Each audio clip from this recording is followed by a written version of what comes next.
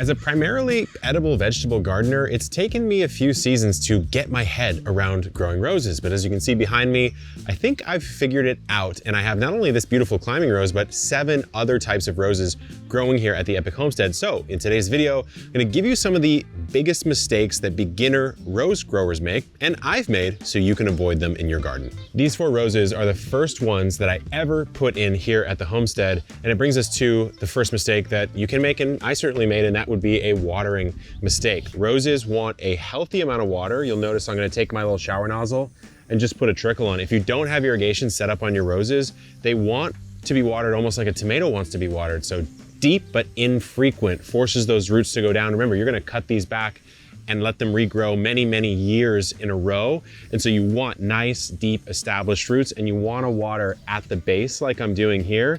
Counterintuitively, every so often on a sunny, maybe windy day like today, it's a good time to come through and give it a spray on the entire plant. So I'm gonna come in with like the flat side of the hose and just give it a spray. And the reason I'm doing this is I'm kind of blasting off any dirt, maybe some spider mites, anything that could impede the growth of the foliage and sort of inhibit its ability to photosynthesize. I wouldn't do that too much, and I certainly wouldn't do it on an overcast day. Man, this Cecile Brunner rose smells so good, and it brings us to a mistake. Once the rose has died, this particular flower, you could just leave it on, and what'll happen is it'll produce a seed pod or a hip, a rose hip, and that's certainly fine. Better for the end of the season though, because during the season, you're gonna wanna come through with some snips and do some deadheading. So I wouldn't deadhead this one right here, and the name is exactly what it implies. When the head is dead, you take it off.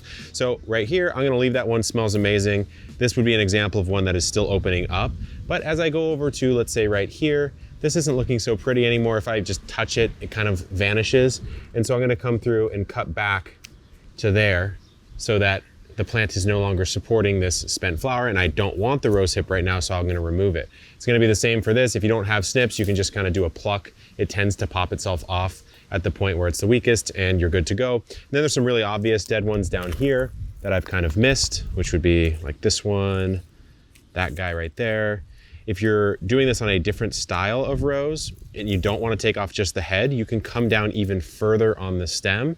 So this is not a good example because there's obviously a ton of roses to come here, but you would come down to about a 5-leaf stem point and cut so that there's still some side shoots coming below the cut point. And then what you would do is allow that to grow, and you'd still get some more flowers out. But it's kind of a therapeutic thing to come out to your rose patch and do a little bit of deadheading, get a little whiff along the way, and just take care of your plant so that it devotes energy towards new flowers. Anytime you're planting a plant in the garden that you're gonna be growing for many, many seasons, it's a perennial crop, you wanna make sure that you ace when you plant it in the ground, how you plant it in the ground, and where you plant it. Those are the 3 biggest things people get wrong with roses when they're at the time of planting. So number 1, sun. I'm getting blasted by full sun right now, getting a beautiful tan, southwest facing location here, full sun access on these roses. That is what they need. Don't put them in partial shade unless you have no other choice. Spacing. These ones are a little bit tight. These are the first roses I ever planted, and I want about 4 feet minimum between bushes. Why? It gives them space to shape and structure. They're thorny plants. It's gonna be hard if these start to grow into one another for me to accurately prune here. So these are just a touch too tight, but I'll make do with it, live and learn. And then the third mistake you can make in planting is how you actually get that root ball into the ground. And so with most roses, they're what's called a grafted rose. So there's gonna be a rootstock rose below the surface, and then grafted onto that or fused to that is going to be the rose that's growing above the surface of the soil. So all 4 of these are grafted roses, and it's really important the depth that you plant that at. There are a lot of different opinions here, but what seems to be the case is you wanna plant the bud union, which is where those 2 join, just slightly below the surface so you protect it from frost, any sort of damage. The only problem with that with a grafted rose is that eventually that grafted rose will revert, what's called reversion, back to the rose that's beneath the surface of the soil, that rootstock rose. So eventually a grafted rose can kind of fail you, and the one you're trying to grow actually won't be growing anymore. But I have a few roses over here that don't have that problem. Over here I have my 3 prize roses in the front yard, planted directly in the ground. These are my Own Root Roses. They're from Heirloom Roses, who are the sponsor of today's video. We've worked with them in the past, love their selections. The crazy difference with these is that they're just not grafted. The roots below the surface, it's the exact same cultivar or the exact same variety as what's growing above the surface. 3 varieties here, 4th of July, gorgeous, easy on the eyes, well named, and then a green rose that is frankly something I didn't even know could exist. But the big difference here is that there is no graft point, which means that it's not going to revert to a different rose because it is only one rose. It's going to be longer lasting. The blooms tend to be more abundant, and the seasonality of it tends to last for many more seasons. So we're super big fans of the work that Heirloom Roses does, as well as the varieties they offer. So check Heirloom Roses out in the description. But besides the difference between own root and grafted, there's another mistake that a lot of beginners, including myself, make, and that's just choosing the wrong type of rose in the first place. When you are growing roses, or really any plant, but roses especially, you want to choose the right type for the context you're growing it in. This is a beautiful moon-shaped arbor. I'm not going to be putting a small bushing rose on it. I'm going to be putting this Cecile Brunner climbing rose on it. So there are 3 major categories of roses, and then there's subcategories. It gets crazy and overwhelming, even for myself. So here are the basics that you need to know. First up, you have species roses. These are roses identified primarily by their species, such as Rosa rugosa, the rugosa rose, or Rosa blonda, the meadow rose. These are true wild roses, not cultivated varieties, and are usually only known by their botanical names. Species roses can range from 2 feet to 20 feet in length, can form dense thickets, and are able to self-sow their own seeds or take root along their stems to propagate themselves in the wild. Normally, these form a single layered flower with 4 to 8 petals, and they only bloom once during the year. Next up, you've got old garden roses. These roses were developed before 1867. There are 22 subcategories of old garden roses, including extremely fragrant types like the damask rose, big and fluffy flowered bourbon roses, or repeat bloomers like the China rose, which my green rose is an example of. Few others, such as the noisette category, tend to be massive at up to 20 feet and need a good hard pruning session every few years to keep them in check. But why are all old garden roses from before 1867? Well, that was the year that the first hybrid tea rose was introduced, and that brings us to our final selection, the modern roses. The first hybrid tea rose, La France, was introduced that year, kicking off the realm of hybridization. By the end of the 20th century, more than 10,000 hybrid modern roses had been developed with many new classifications, and there's almost every single color you can imagine, except for blue. I don't know what it is, but roses and dahlias don't want to be blue. Modern roses tend to be repeat bloomers with huge flowers. Initially, they were less fragrant than old garden roses, but after years of development, there are some very fragrant and beautiful modern roses today. So in the modern rose category, you also have many subcategories of roses. Hybrid tea roses, floribundas, grandifloras, polyanthas like my Cecile Brunner climbing rose, miniatures, mini floras, and then those shrub roses that include some hybrid species of roses as well as the English roses. So choose the rose for the context that you're growing it in. If you want a more classic rose garden, maybe go with a hybrid tea with beautiful spacing, prune it really well. Obviously a climbing rose, Cecile Brunner, goes really well up this arch, but if you're a container rose grower, you can try an own root rose, or you can even do one of those miniatures. If you choose the wrong rose, you're gonna have a bad time. There's a whole host of mistakes that I think every gardener, including myself, is afraid of no matter what the plant is, and that would be the mistake of pruning incorrectly. I have this with my fruit trees, sometimes I have it with my tomatoes. I'm sure you can relate. In roses, I think it strikes even more fear into people sometimes because it's a bit more confusing on how to properly prune roses because of how many different types that there are. So some general rules of thumb here. You have your once blooming roses and you have your repeat blooming roses. You do not want to prune your once blooming roses before they bloom for the season. Why? Of course, you know why. You would be pruning off the bud that's gonna produce the rose, the only rose that you get that season. So with once blooming, wait until it has bloomed and then do your prune.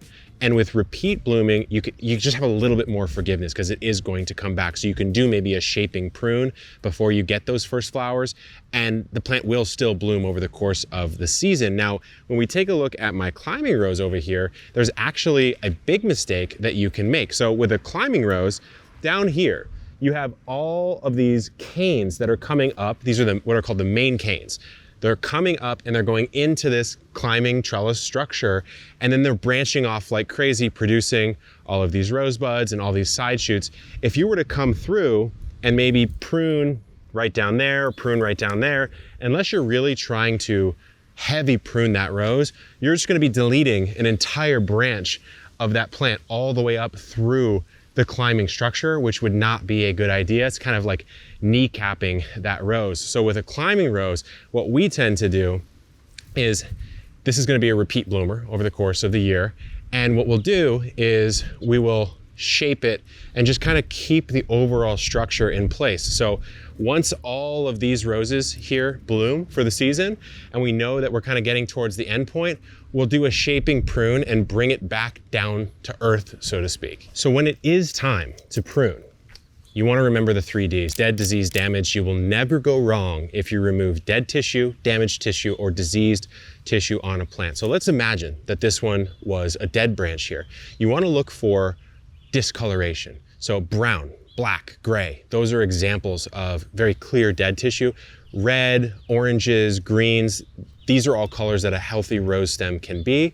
So if we take a look here, let's just pretend this is nice and brown and it starts getting green down here. You'll want to cut it right above the point where the tissue still looks good, and that is the successful pruning of damaged or dead tissue. You don't have to go all the way down. And in fact, that would just be removing some healthy stuff that could help this rose regrow. And really you just have to shape it as you want it to be. The one thing I would say that will help you with that shape the most is pruning to what's called an outward facing bud. So if you take a look again, back at our friendly example here, what you'll see are these leaves coming off of the stem.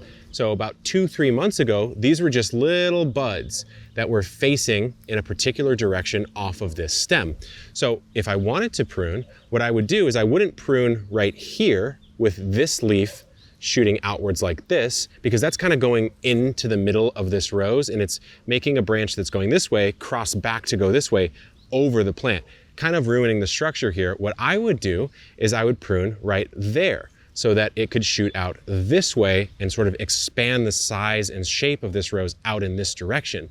So when you start to prune, which might be February or March, or as well at the end of the season, you want to think about what that pruning cut is going to force that plant to do. So pruning to an outside bud is a good idea. A lot of people will say prune to 45 degrees. You don't have to do that. I still do it as a good rule of thumb because the water can roll off that way, but I don't think it's as big a risk as most people say. So if you feel like doing a straight flat prune across, you can totally do that as well. I think with some of our longer growing plants in the garden, we can often forget to fertilize. These are multi-year plants. When we think of like a tomato or a pepper, it's very easy to think of fertilizing because you know you need that result, that harvest at the end of the season.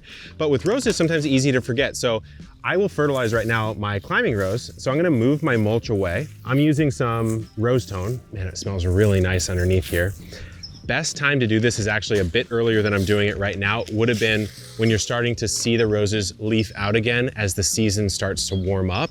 If you start seeing blooms, it's probably a bit on the later side. It's still not going to harm the plant, but I'm using organic granular fertilizer that's gonna break down slowly over time. And I'm just gonna surface disperse a little bit here. Because it's organic and granular, I don't need to worry about over fertilizing. I'll cover this back up and then I'll just throw my mulch back on top, and later on, I'll come through and do a water.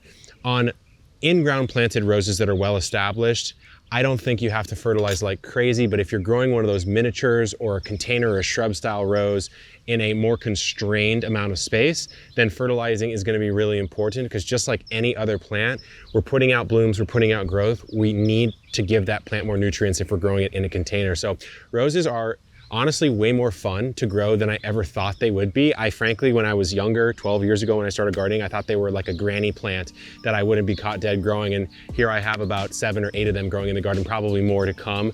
Check out our other rose guide over here. Thanks to Heirloom Roses for sponsoring the video. Good luck in the garden and keep on growing.